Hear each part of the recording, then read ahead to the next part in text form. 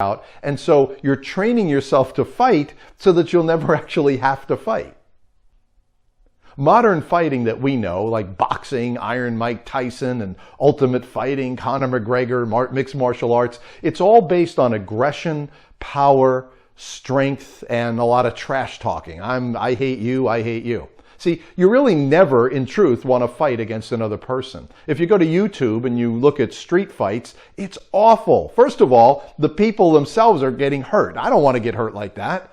But the worst part of these fights are the people that are gathered around in a circle and they're cheering and they're taping the fight.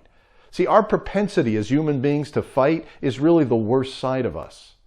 Kung Fu, martial arts, historically has been based on avoiding a fight. And that's going to be our philosophy.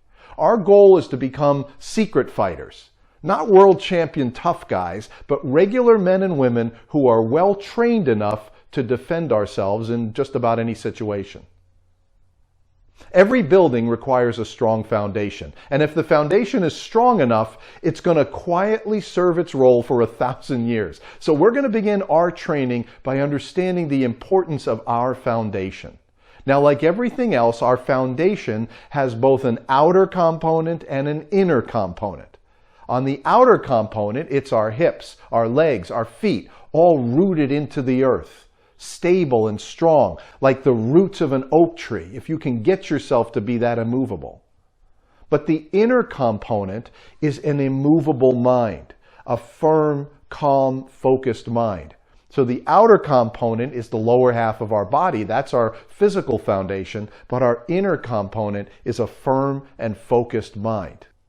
So all of the fighting skills that we're going to go through are going to be built on a firm foundation. And while some people I know, they're going to get bored at some of the inner training and they're going to want to jump to the fun videos, the truth is if you don't first develop a firm foundation, all you're doing is just punching and kicking. You're just flinging your arms and legs around. You don't have a foundation. So we're going to learn to use our arms and our legs. We're going to learn to block and punch and kick. That's our outer training. But we're going to build it on a firm foundation. And our inner training is building a calm, well-trained mind. So one very important tool that we're going to use in our training is called standing meditation. In standing meditation, we keep our bodies perfectly still. And we keep our mind perfectly still. And the fact that you're not moving around, you're just standing still, this standing meditation is a tool that allows us to become aware of both our inner and outer imbalances. When we're still, we immediately notice the stream of thoughts and we work to focus them. When we're still, we can feel all the imbalances and disruptions in our own posture, in our legs, in our joints, and we can quietly work to correct these imbalances. Now with practice, we're going to be able to sink our body, the weight of our body, lower and lower into the ground. And with practice, we're going to learn how to sink our chi lower and lower and lower into the ground. And with practice, we're going to be able to learn to sink our mind into the inner stillness. And over a period of a few weeks and a few months, your foundation is going to become much stronger and much more stable. And we practice being deeply sunk within until this feeling starts to become natural. And over time, we become less and less distracted by outer things. So this is our inner training. But at the same time, we are going to be strengthening our body. We're going to improve our movements. We're going to improve our balance and coordination. We're going to learn new blocking techniques and attacking techniques.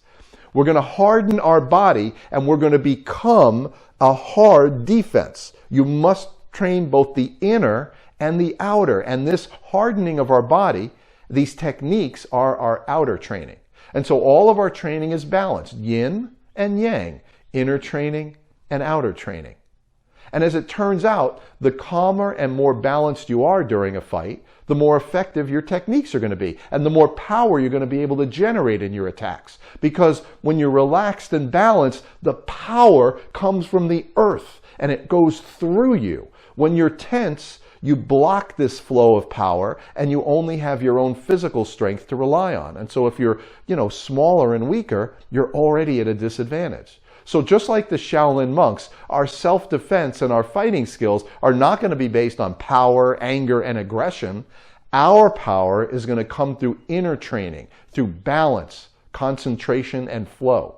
You're going to start to discover a center within yourself, and this inner stillness is gradually going to become undisruptible. Your center is going to remain the same no matter what's happening outside, no matter what crazy things your opponent is doing. You're focused and centered. Training in the martial arts, when you approach it with equal emphasis on yin, inner training, and yang, outer training, this training transcends fighting. And it's nothing less than training yourself in self-mastery. You're slowly learning to master the connection between mind, body, and energy. Now, some people are not going to appreciate the need for the inner training to build a foundation. And it's true, standing meditations to build a rooted foundation don't seem to be helping us to fight. But the truth is they form the essential core of your training. And it's only by standing still that you're ever going to feel your inner imbalances. And if you feel those imbalances, you can bring yourself back to balance and then release your full power. As I said earlier, you never want to fight with another person. Trust me, you never want to fight with anyone. But what you're really learning here is to win a deeper battle within your own self, to understand yourself at a deeper level. And once you win that battle over yourself, you become so much more aware of your inner abilities. So here are some of the points that we covered in this video. Knowing how to defend yourself gives off an unconscious vibration that others will sense and thereby reduces your chances of ever actually having to fight. We train to fight so that we never have to fight. Our physical foundation is built with our hips, our legs, and our feet. Our inner foundation is built on stillness and focus of mind. In self-defense and in life, our goal is to build a strong foundation that's unaffected by outer circumstances and unaffected by the actions of our opponent. Standing meditation is a valuable training tool that we will use because it helps us calm the body and the mind, and it allows us to observe our imbalances, thereby leading to a strong physical and mental foundation. Training must be balanced between yin, inner training, and yang, outer training, between attacking and defending, between conditioning and application, balanced between theory and execution. Self-awareness leads to self-mastery, which leads to a deeper understanding of your true abilities. Hopefully you'll join us in this journey on self-defense, and I'll see you at the next video.